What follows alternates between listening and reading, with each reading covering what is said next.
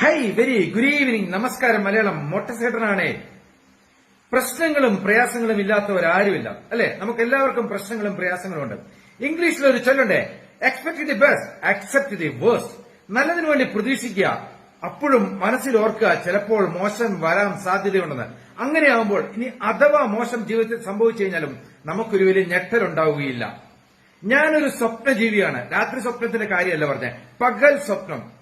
കിനാവുകൾ, പകൽ കിനാവുകൾ, നല്ല വീട് വെക്കുന്നതായിട്ടും നല്ല കാറ് വാങ്ങുന്നതായിട്ടൊക്കെ അങ്ങനെ ഒരു സ്വപ്നം മനസ്സിലുണ്ടെങ്കിൽ അറിയാതെ നമ്മുടെ സൈക്കോളജിക്കൽ മൈൻഡ് അത് നേടാൻ വേണ്ടിയിട്ട് ശ്രമിക്കും. അതാണ് അതിന്റെ സത്യം.